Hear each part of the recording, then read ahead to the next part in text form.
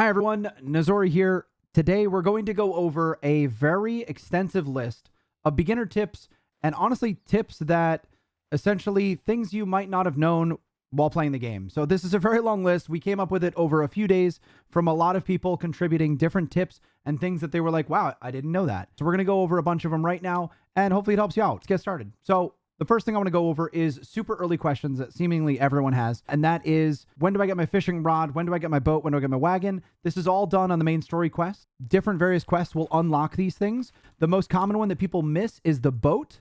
It's under Tarnag Mountain. When you hit level 17, there's a quest right around here. When you see that pop up on your map, you can run over to it and get your boat. It's a little quest chain. You might need a little help. The trolls are kind of tough. Also, an important note, you can always see when there's quests available, even when you're not nearby. Some games don't do that. I'm going to try and locate a quest here that I don't have. You know, there we go. I had to zoom in more. You'll see them on the map, so you can just kind of look around the map and see if you're missing anything. There are a few quests that people miss or get confused on. One of them is, I think, Captain Krug. He's over here in this area right here in this camp. He's up in the north side of the camp. They give you a little cutscene to look for him. There is a secret cave in the south that you have to go through and then go all the way around the top to go kill him. So some people search for hours and they cannot find it. Also, that is something that's going to be important for gameplay later on. If you can't find something, it could just be a secret little cave that you can't see. A lot of times it takes walking underneath something to get the proper perspective to see the cave. They're literally hidden. So if you're unsure of where something is, hug the walls, try and walk through them. You might find a little secret cave. The other one is Jensen's Key. There's an optional, around the same area, an optional quest objective where it says optionally find Jensen's Key. There'll be a platform of the statue. There's a bush on the left side of that hill, right below the hill. And there's the key in that bush. So if you're looking for that to complete the optional piece of that quest, it's there. So that's the early stuff. Next, we're going to go over stats. So we have a lot of different stats. I recommend checking the stats page and kind of getting familiar with some of these stats. A few that I want to go over is precision, which is crit chance, impact, which is crit damage. It doesn't exactly say it. Some people had a little bit of questions about what this does, but impact, crit, and these are both very strong stats. Haste also affects attack speed, global cooldown, and casting time. And something I want to say about these stats in general is that they are soft capped pretty hard. So basically, when you put in, say, 30 haste, you'll get like a certain amount of attack speed, global cooldown. If you put another 30 in, it might just give you half of that amount to these things. So it quickly soft caps pretty early. So a lot of builds will include just a certain amount of some of these stats. So just be careful when trying to build different builds. You might not want to go like 150 dex type of build. All right, so I want to go over attack power, weapon power, and spell power. So attack power is your general attack power. It's listed here. Your weapon's going to have that. A lot of things will contribute to this. This affects both spell power and weapon power.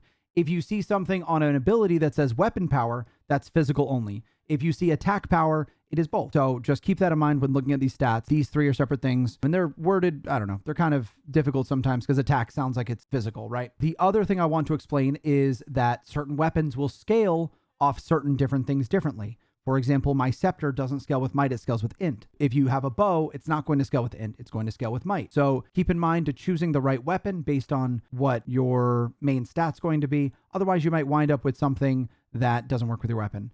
I also want to shout out the Light Blade, which is a melee weapon, and it does have adaptive damage. So it scales off whatever's higher or a little of both. I don't know the science, but keep in mind that that weapon is not just might. You can go with an build with the Light Blade. Infusions. A lot of people have questions about infusions. Should I use them? They save them.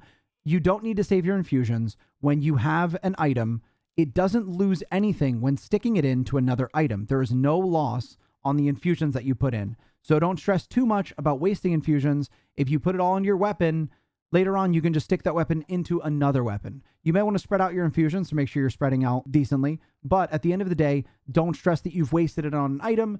Eventually, you're going to get a new item and stick that item into the other item. I also should mention Dawn Essence. Don't save your Dawn Essence.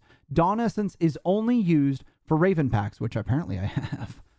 Oh, I gotta open that. Raven packs are used for Raven cards. You don't need to save these. Just use them when you got them. You get things to augment your abilities. They are very nice. Ooh, wait, I don't use that one. Damn it. I thought it was the Dawn arrow I use.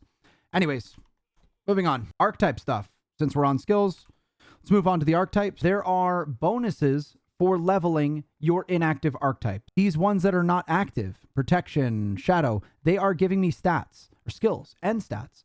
You can find the details of that here. There are thresholds for this. I believe it's every 10 levels at the start, and after 30, it seems to be every 5 levels. You'll notice that my Holy is giving me 4 extra skill points. My Wizardry is giving me 3 extra skill points. So you may want to level your alternate archetypes. It'll give you more stats as well as skills. You can find the stat breakdown here, showing how many stats you're getting from your inactive archetypes. A good tip to leveling these is to use 2 archetypes you like, and then stick a third low-level one in the third, or just using those low-level ones when you're doing things like fishing, crafting, taking care of your farms. Those all will net you a decent amount of EXP, and you might just want to use your lower level archetypes to get those things done. Archetype stuff still. Shift, while looking at the abilities, will show you the spell power or attack power percentage on the ability. So this is doing 70% spell power, spell damage. Hold shift for the extra details. A lot of people don't know that that is a thing. What about respecking? Don't worry about respecking. You're going to choose your archetypes. You can change them later. Like I just mentioned, you're going to want to level them all. So don't worry too much about what you choose off the bat. You're going to be able to respec a lot. After 20, it just costs you an amount of silver to respec. For context, I am level 36 effective, and it's going to cost me 420 silver to take one of these out. Don't stress too much about respecking. The other thing that you do want to stress about is professions. So profession skill points cannot be respected. So don't just throw these in like crazy. Think clearly about these, right? You cannot respec them. The devs have talked about maybe changing this in the future, but right now these are permanent. For example, I made a big mistake with fishing. I went decreased time for the fish to get hooked. I can't change that. And I started struggling real hard with actually catching the fish. I should have went damage. So keep in mind, you cannot respec these. Moving on to Aether combat mechanics. We should probably explain this. The game doesn't really explain it too well. Aether is a resource. Every single class uses it.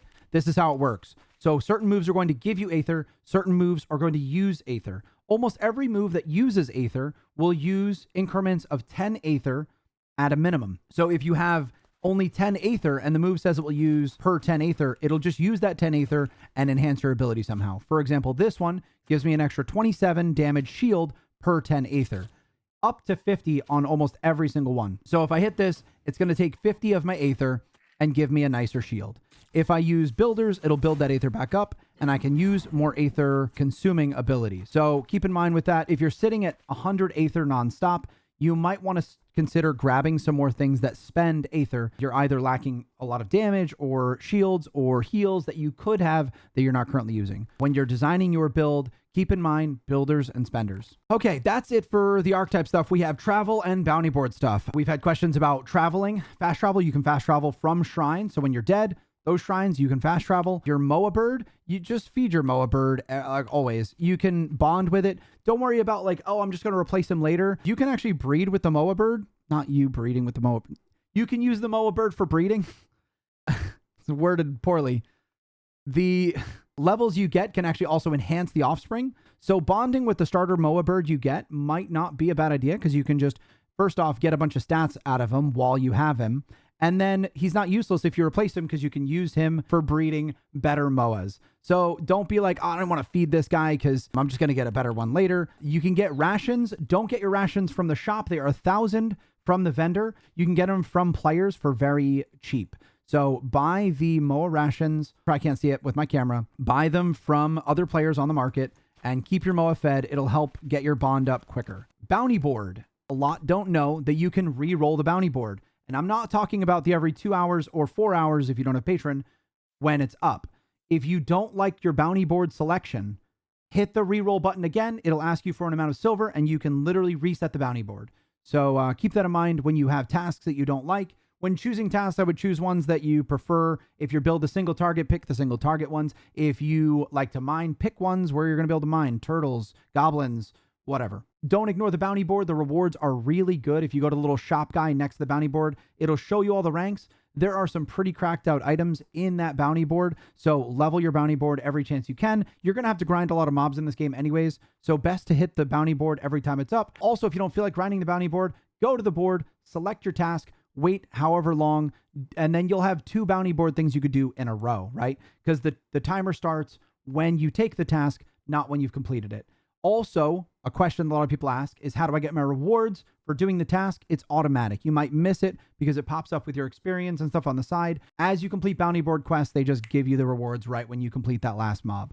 Also, crystals that spawn in the area, those little crystals that pop and tons of mobs pop out, those do count for your bounty board. So if you're in a situation where you can complete those, complete them. You'll get the big chunk at the end. Obviously, people can steal those from you, so putting the effort in might be a risk, but yeah, just worth noting. Market filters. So the market, let's go into the market real quick. Market filters don't clear when you go out and back into the market. So if you're having trouble finding things, you might have forgotten to uncheck some filters. You're like, man, I just want some deluxe cookies. And you come back in here and you're like, there's no deluxe cookies in the market. Check your filters, clear all. Also, a nice little tip is if you're buying a bunch of these things, maybe they're stacks of one, and then you're just like, I don't even remember which ones are which. Maybe there's some cheaper ones. Hit the clear all button again. It'll actually refresh what is on the market.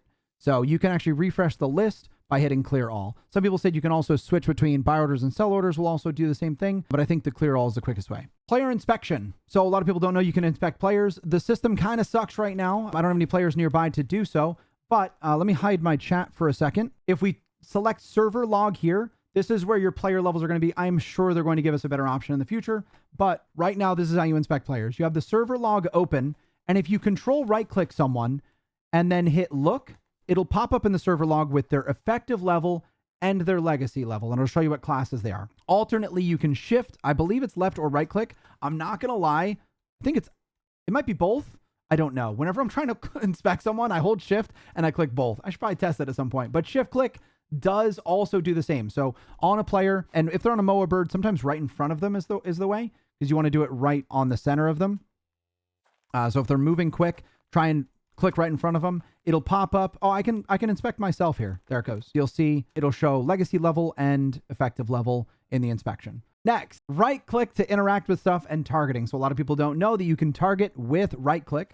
So if you're having trouble picking the right target you want, you can get used to right clicking. It's probably something you got to practice a little bit because most people are just tabbing all the time. If you want a different order for your tab targeting, it's right here. You can order by health, level, name, distance. So if you don't like how it's ordering your tab targeting, you can click there and change it. If you are stuck, sometimes you get stuck on terrain like not actually terrain. You're just stuck and your character's just jittering and it won't move and you're using WASD, left click somewhere. Left click will usually get you unstuck from situations like that. Also, you can left click the minimap. A lot of people don't know this. If you left click the minimap, it'll take you there.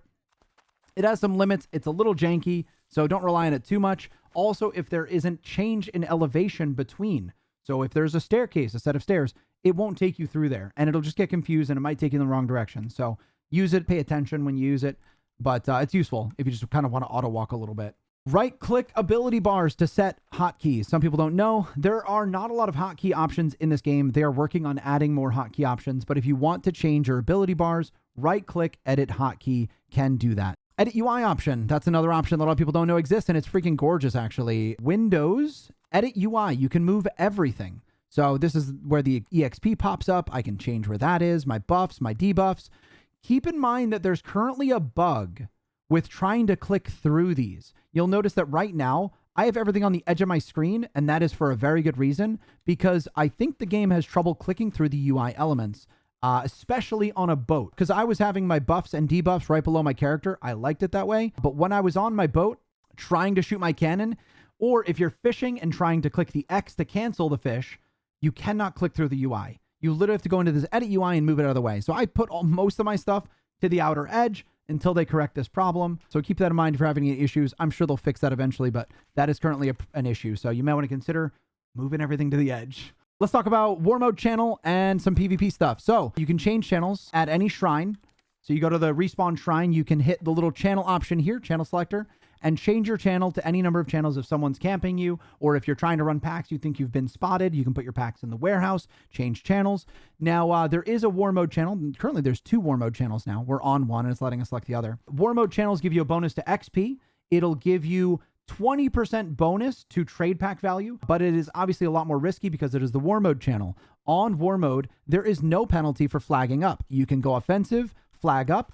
The only penalty is if you die, you lose silver like any other death. So on the Warmode silver, people are a little bit more bloodthirsty, more freely attacking each other, locking down mines and whatnot. But you can go to this channel once you hit level 20. So keep that in mind if you want bonus EXP and a little bit more reward. Go to the Warmode channel. There's also 2 of them. If you're having trouble in one, go to the other. All this might change. They change the channels here and there, but I'm pretty sure the Warmode channel is a permanent thing. So once you hit 20, if you want to go there, it's pretty nice. On the non-Warmode channel, There is zones. Keep this in mind if you're running trade packs. If it's in peace, no one can attack each other. If it's in conflict, the UI is a little bugged right now. If it's in conflict, anyone can attack each other freely on war mode or non-war mode servers. So don't think you're safe running through an area. Check the area to make sure that it's not in conflict, or prepare to fight people if it is. There is a penalty for attacking people on non-war mode. So if you're in a regular channel and you go on offensive and attack people, you will get infamy. I don't think I have any infamy right now because I've been grinding and staying on war mode. But infamy is bad. If you get over 1,000 infamy, your death cost is increased by 50%. And then at 2,000, it's 100%. 3,000, it's 150%. It goes up. So your death penalty for EXP or silver goes up with infamy. Also, your damage to other players goes down. So as soon as you pass 1,000 infamy, you might not want to fight other players because your damage to other players will be reduced. And it's pretty drastic, I think. So try and keep your infamy low. Don't stress too much about infamy. Like if you want to fight someone on the regular channel because he's trying to mind your mining, just go for it, right? It's like 100 infamy for players your level. If you're way above their level, you will get a much bigger infamy hit. But at the end of the day, you can grind it away. If you kill other players with a skull on non-war mode, you also will lose infamy. So that is pretty much the entire PvP system explained, I think. As far as infamy goes, that's all the PvP stuff that I'm going to go over in this video. Okay, banking stuff. This video is going to be massive. There's so many things on this list. Banking stuff. Let's go over to the bank. I have a little bell guy. This goes, by the way, this ability to summon this guy is a cash up item, if anyone's wondering where this came from. Okay, so banking. Control clicking on bank items to move full stacks. So a lot of people don't know, but right now, if you go to move something, it does this. I hope they change this. So this might be obsolete later, but it asks you every time you go to move anything. If you hold control, it doesn't. So a lot of people don't know this. I'm sure they're going to fix this. Control clicking single items also moves them, or control right clicking, but control right clicking stacks does not. So to move them, hold control and drag. It'll drag the whole stack. It won't ask you to confirm every time. When you sell items on the market, they go to your inbox. So check your inbox frequently if you're selling things on the market. I don't remember what else goes to your inbox. I once had stuff overflow because I was full and went to my inbox. So if you need to check this dude, he'll be at the bank in Ravencrest to check your inbox for goods. What else do we have on the list? Housing stuff, husbandry XP. If you're doing husbandry, animal husbandry, things like cheese, animals, there are two options: gather or murder, butcher. You'll see the XP values in the housing. I think I can get the housing market on someone else's property, actually. I can. When you click on an animal, you're going to see EXP for gathering and EXP for butchering. You can gather twice and keep the animal alive. On the third gather, they will poof away anyways. So the best way to maximize your experience is gather twice, butcher once. And that's always good for the best EXP gains. Now, your butcher might be less value. Like on goats, it's way less value. So make that decision, but it is a lot more EXP. The bulk of the time that you're spending to get that EXP is in the butchering. So probably don't miss the butchering. Also worth noting, EXP is based on time. So these low-level animals are the exact same EXP as this high-level animal, just longer time. So if you do the calculations, the chicken is exact same EXP efficiency as the cow. So just choose what animals or even products, plants, whatever you're doing, choose based on whether you're going to be there or not for the actual harvest. Like if you're going offline for 10, 20 hours, probably don't plan something that's going to take 5. Try and pick something that's way longer. It'll be more value and you'll get more EXP out of it. So try and plan your housing things around the time you're going to be online. What else do we have? Probably just a general tip. Don't ignore your land. You get a community land plot pretty early on. Plant stuff immediately and hit it every time it's up. You can see when it's up at any given time at this menu here. So just click it, find out if your stuff is ready, and as soon as it is, like pretty much just teleport over or teleport to Ravencrest and hit it. There's two more actually really important ones, and a question that people always ask. So grinding mobs, use buffs is a big tip. Always use buffs. They are massive. You can use 3 different types of food buffs. The best way to find these, honestly, is to go to the food menu as a profession. I don't even cook. I go to this menu all the time to see what food I would use. You can eat 3 different types of food at a time. I'll pop them right now. One is a snack or a cookie, a baked good, whatever it is. Boom, 30 minutes. This is plus 9 attack power. To put this into perspective, my one-handed's giving me 15. Both of my weapons total to 28 attack power. So my weapons are giving me 28 attack power. This cookie is giving me 9. So cookie good. like, or any sort of, there's one for healing, there's one for defense. They're all very powerful. So look through the food, use the food. There you can have a snack, a meal, and a drink. So you can run through the snacks. Here are the drinks. Drinks are really strong for farming. I'm currently using rum. It gives me health and mana regeneration by 25 for 30 minutes. To put that into perspective, I have some wisdom on my build. I am at 42 mana regen because I also have wisdom on my gear. Or not wisdom, mana regen on like 3 different pieces of my gear. And yet this rum will give me 25. So drinks, big. Use drinks, use cookie, use meal. The meals do primary stats. The one I'm using right now is 12 intelligence. So all three of these foods are huge. Another thing you can use to buff is whetstones. You get an early one that gives you 1 or 2 weapon power, depending if it's a one-handed or a two-handed. And I'm using the coarse whetstones. They give me 3 weapon power. For 30 minutes, it would be 6 on a two-hander, or I can put 1 on each of these. You can put them on your shield, so I get 6 attack power from that. So when I'm fully buffed up for grinding, I have 5 buffs, just right off the bat, like just 5 buffs from food and whetstones. So use those when you're grinding. They actually add an immense amount of power to your build. Don't ignore them. I'd never grind without them. It would be way inefficient. Other thing, when you're grinding mobs or doing quests or whatever, you wind up with a lot of different items that are junk sellable. This is one of them, I think, or maybe not. No, this is for crafting. But you wind up with a lot of junk items. These junk items need to be sold to a junk vendor. There is one in Ravencrest. There's some in a lot of different locations. This is the Ravencrest one up in the north, right here. If you go to him, you can sell your junk items to him. A lot of people don't even know that he exists, and they wind up with a full inventory and they get frustrated. It's also important to know that there is a drop down in that vendor that you need to go from normal to high to superior to sell the higher grades of junk. So you wind up hitting like level 20, 30, and you start to get the superior grade junk, and it starts to clog your inventory, and you'll think like, those must be crafting items. No. They're superior junk. So sell them to the junk vendor. And a very important thing is there are items that can be sold to the junk vendor, and I'm looking them up right now. There are items that can be sold to the junk vendor, but are not junk. So be very careful because it will let you click the button to sell them, and you could have got a lot more money or had use out of it as non-junk. Those items I'll read off now. Maybe I'll include the list of these in the description because these will be something people really want to know. Aether Dust, Beastly Distillate, Corsair's Ambrosia, Holy Water, Minotaur Horns, Oceanic Tears, Orcish Effigies, Warren Jolly Rogers. Those are the ones that we know of right now. There might be more, but all of those, like some of those go for like 3 to 6K. The Corsair's Ambrosia, I think, is going for 40 to 45K, and the junk vendor will take it for probably like 100 silver. So don't sell those 7 items to the junk vendor. There might be more later on, but at our current level, I'm legacy level 42. Those are the ones we know of that we shouldn't sell. I think that might be the end of the list. That's a large list. One more thing that was just reminded to me. Targeting range. You can go to the menu, miscellaneous, and change your targeting range to be a bit further, which might help you to target things a little further off. I would probably suggest just keeping it at 10 tiles. It's useful to have. So definitely take a look over the menus and see if there's any options that I might have missed, but that's a useful one.